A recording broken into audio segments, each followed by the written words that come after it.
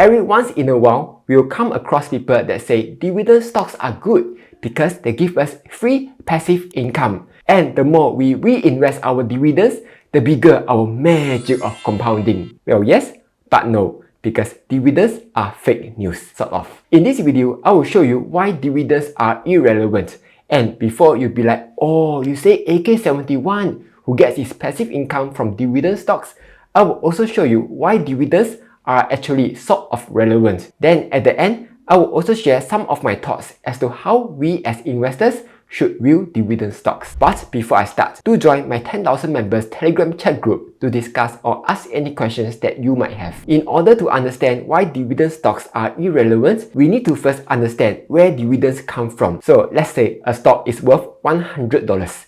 If the company pays out $5 in dividends, this means they've taken out $5 from their own bank account and pay them out to shareholders. As a result of that, the stock now drops to $95. This means at the end of the day, when you take $5 in dividends, add it with $95 in shares, you will still end up with the same $100. Oddly enough, this is more than enough to make investors super happy, where they'd be like, here's $5 in my left hand, let me transfer it to my right hand, and oh, I'm now $5 richer. Spoiler alert, you did not get rich all of a sudden, yeah? You still have the same $5. And no, this isn't some Harry Potter kind of magic. This is just basic finance. Take for example, this is the chart of UOB. On this day, UOB paid out 85 cents worth of dividends. As a result, the stock has dropped by the same 85 cents at opening. Though, of course, there are times when supply and demand are at play, and the stock may open at a different price. Like on this day, UOB paid out 85 cents in dividends, but the stock only fell by 81 cents. Or on this day, 88 cents were paid out, but the stock only fell by 59 cents. In essence, dividends are not free money, as opposed to what many investors would like to think. So it doesn't really matter whether you receive $5 in dividends or sell away $5 of your holdings, as both would give you exactly the same result. But then, some of you might point out that dividend stocks are a lot more stable than non-dividend paying stocks.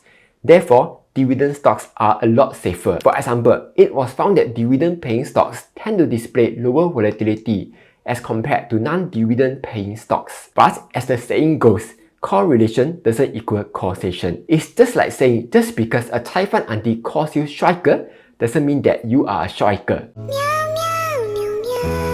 Here's an example. Amazon doesn't pay dividends, and yet it has a lower beta, aka volatility, than Bank of America, which is a dividend-paying stock. And yes, you can argue that Amazon is the exception here, but that's my point.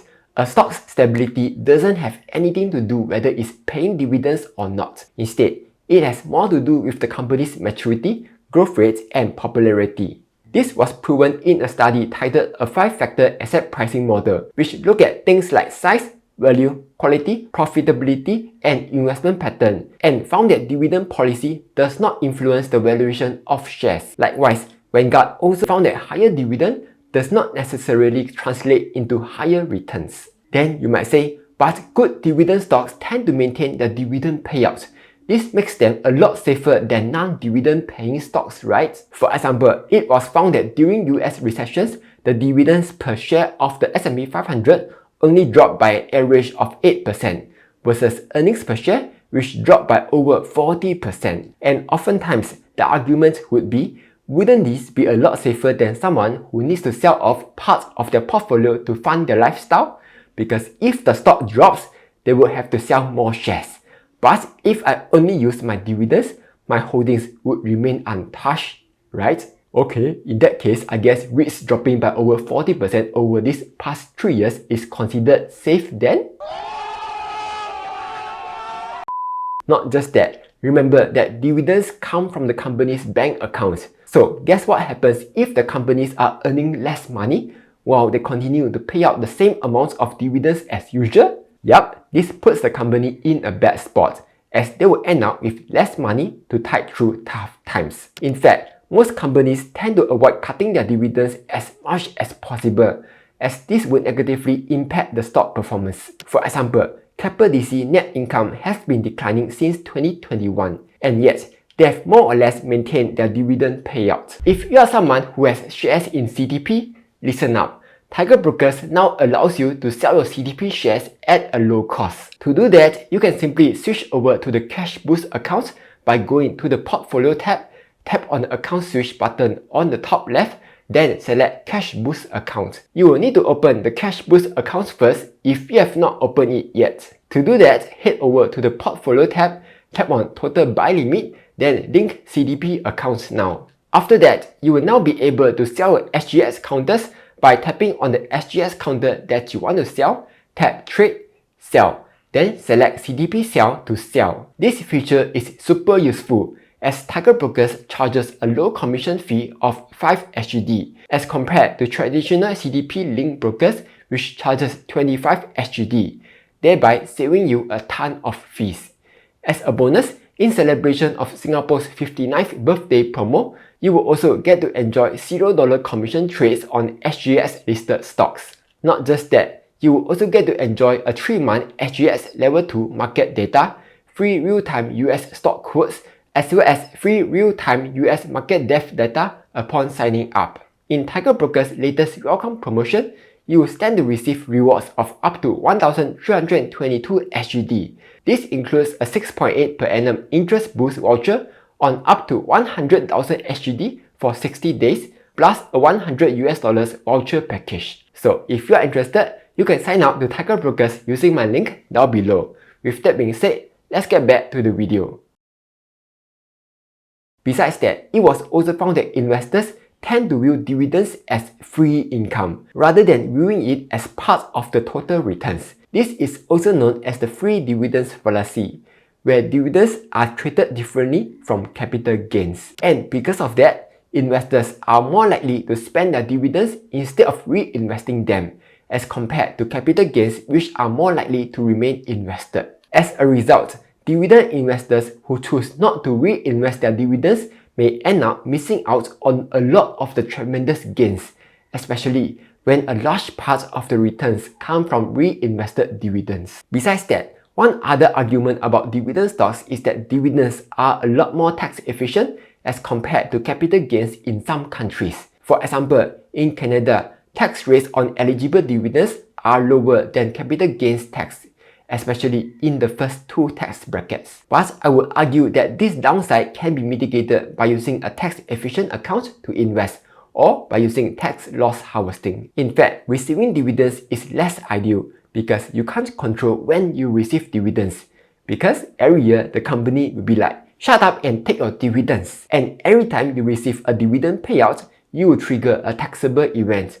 On the other hand, you can control when you want to sell off your stocks, which means you will also be able to better manage your taxes and thus save on some fees. Then maybe you'll be like, hey nga, luckily I'm from Singapore where they don't tax dividends. Yes, that's true, but even so, you will still end up in a situation where you have to reinvest the dividends back into the stock and incur additional fees, or just spend the money outright and miss out on potential future gains. Besides that, there are many other better ways for a company to use their money instead of paying them out as dividends. For example, they could reinvest the money back into their business, such as open up more shops, hire more staff, invest in R&D, increase their marketing spend to build awareness, create more products, do some acquisitions to open up more opportunities, and so on. But you may say, oh, the company is a mature company and it's hard to continue growing at their stage, and they might not want to take on additional risk by expanding. Okay then,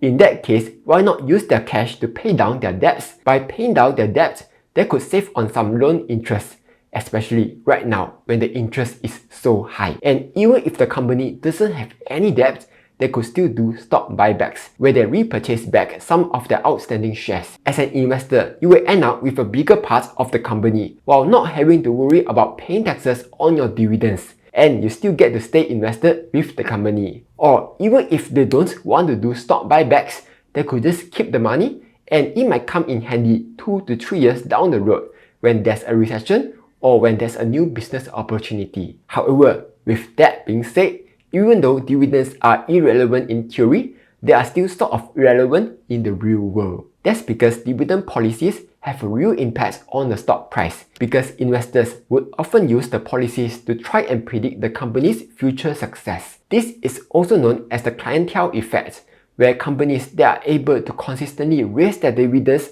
are viewed more favorably as opposed to companies that maintain or cut their dividends. For example, when DBS proposed bonus shares and higher dividend payouts, the stock went wee! Or when Winn-Dixie, a well-known grocery store chain, changed their payout frequency from every month to every quarter and reduced their dividends payouts, citing that this would give the company greater financial flexibility, investors were still unhappy with the change and the stock went wee! Investors are also more willing to pay a premium to purchase a stock before the ex-dividend date, and on the X date, they may drive the stock price down, given that they are no longer eligible to receive dividends. Though, in a way, this could be advantageous to dividend investors, since they are more focused on their dividend incomes and will pay less attention to the capital gains. As a result, they are more likely to hold on to a company that pays and increases their dividends. For example, in a down market, the S&P High Yield Dividend Aristocrats Index, which tracks companies that have consistently increased their dividends for a lot less as compared to either a normal dividend paying index or the market in general. Besides that, another underappreciated benefit of dividend stocks is the automated and passive way of receiving dividends. This could come in handy if one day you become mentally incapacitated, touch wood, and are no longer able to manage your investments. You will still receive dividends no matter what. Versus, if you are buying an index fund, you will need to periodically sell off your holdings in order to fund your lifestyle, while making sure you aren't and panic selling whenever there's a market crash. Or what if one day you pass away, your partners or descendants who's blah and know nothing about investments will still benefit from your free dividends every year. Alright, here are my thoughts. While dividends are irrelevant in theory, it does come with some intangible benefits, such as it gives investors a better holding power, and the automatic nature of it means that you receive payouts no matter what. But perhaps a bigger issue of this is when investors invest in dividend stocks just for the sake of dividends, and as a result, they narrow their focus by too much. For example, if you mostly invest in US dividend stocks, you are more likely to be invested in consumer staples, industrials, materials, and financial sectors, and may miss out on the higher returns coming from other sectors. Or if you invest mostly in Singapore dividend stocks, you are more likely to be overweight in banks and REITs, and they will expose you to sector risk, like what happened to REITs when interest rates went up. And given that local dividend stocks tend to give more favorable tax benefits, dividend investors are also more likely to focus their investments locally, which will expose them to geopolitical risks. Okay, don't get me wrong, I'm not saying investing in dividend stocks is bad, but rather what I'm saying is, instead of treating dividends as a magical thing, it's better to view dividend stocks as any other stocks and analyze them just like you would with any other stocks. Like, can they consistently increase the revenue? Do they have increasing net income? Do they have a strong moat? Is their debts manageable? And so on. Because in the end, dividends are just part of the total return and doesn't grow on trees. Anyway, that's all for this video. Hopefully, you found this useful. Like, share and subscribe as I'll be posting new videos every Monday, Wednesday and Friday.